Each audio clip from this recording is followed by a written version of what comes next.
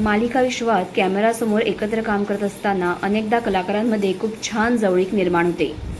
सेटवर दिवसाचे 14-15 तास एकत्र घालवल्यामुळे पडद्यावरील ही नाती खऱ्या आयुष्यातही तितक्याच निष्ठेने जपली जाण्याची उदाहरणं आपल्याला पाहायला मिळतात.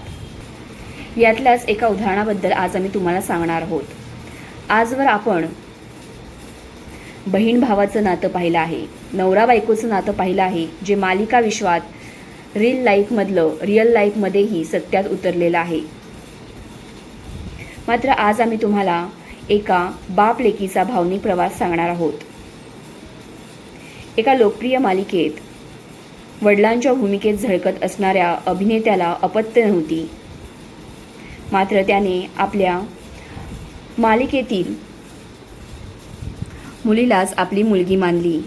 चित्रीकरणाच्या निमित्तानं सतत एकत्र असल्यामुळे या दोघांमध्ये खऱ्या अर्थानं एका पित्याचं आणि मुलीचं अतूट नातं निर्माण झालं.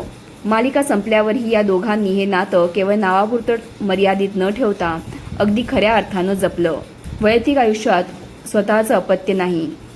त्यांच्या भावाला 2 मुलं आहेत, ज्यांना ते स्वतःची मानतात. मात्र या कलाक्षेत्रामुळे त्यांना पितृत्वाचं सर्वोच्च सुख अनुभवता आलं, ते म्हणजे त्यांना कन्यादान करता आलं.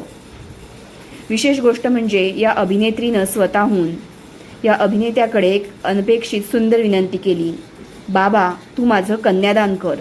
आणि तिच्या या एका वाक्यानं ते भारावून गेले. ही पिता पुत्रीची जोडी आहे उमेश जगताप आणि मिताली मयेकर यांची.